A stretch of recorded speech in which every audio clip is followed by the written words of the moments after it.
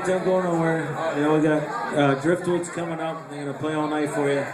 But in the meantime, we have one of the rock stars of our movement coming up right now. Her name's Sandra Steingraber. She got a standing ovation for her testimony at the hearing tonight, and she's going to come up and have a few words for you. It's a rare occasion and a rare treat, so please give a Binghamton bingo. Welcome to Sandra Steingraber. Yeah!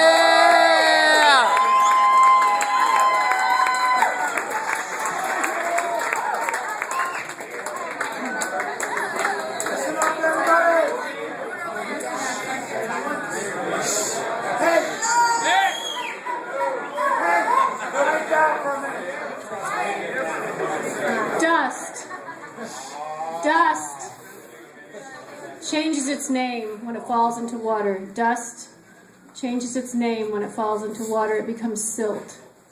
And if the water is deep enough and still enough and enough time goes by, that silt will fall to the bottom and turn into shale.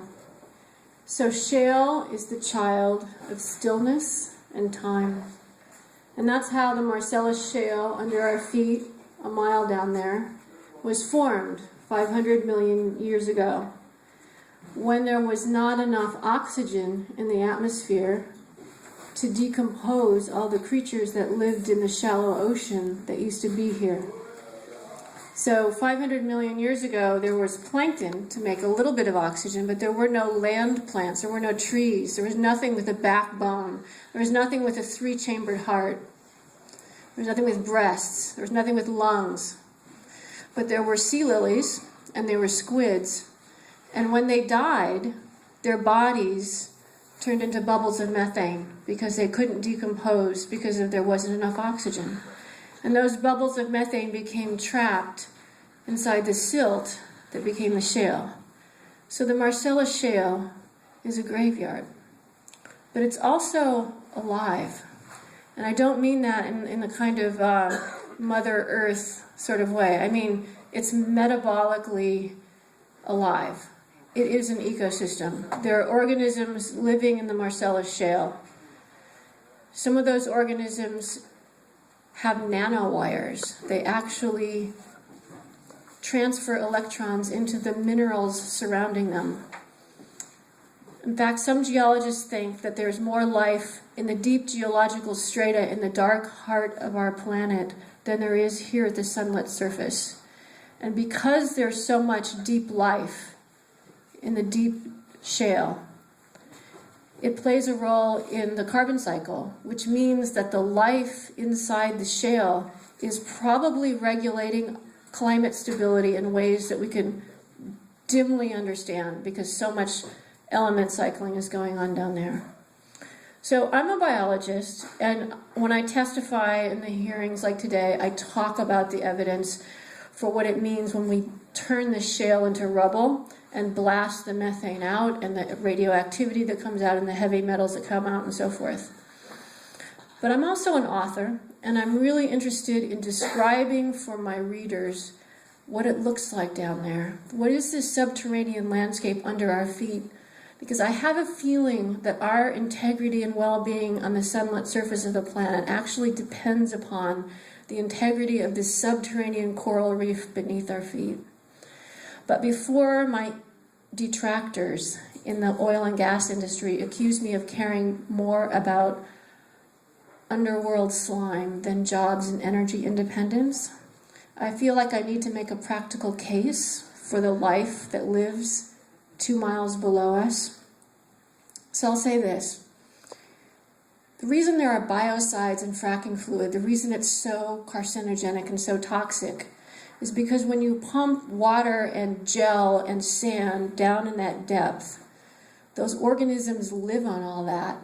And the gas and oil industry calls that biofouling because it actually interferes with the flow of gas up the borehole. And so they have to kill everything off with these powerful cellular poisons like glutaraldehyde and so forth. That's what got me, the presence of those biocides is what got me interested in what are we killing off? What are these organisms? Because anything that the gas industry calls slime, I'm really interested in, actually. And it turns out that in this deep life is a set of organisms that have enzymes that are heat stable. And that discovery was made in 1993 by somebody who went on to win the Nobel Prize in Science. They were discovered at Yellowstone National Park because that's a place where the magma of the earth is so close to the surface that you have all these geysers, right? And you have all these organisms that are normally 2 miles below our feet living right at the surface. So she cultured some of those, and it turned out there was a heat-stable enzyme that allows for us to replicate DNA. So when prisoners are freed on DNA evidence, that's because of an enzyme that was cultured from a deep life organism. And I, as a cancer patient, who am constantly going in because there are unusual cells in my urine and there's a spot here and this looks abnormal, I have my cells replicated all the time through DNA replication technology.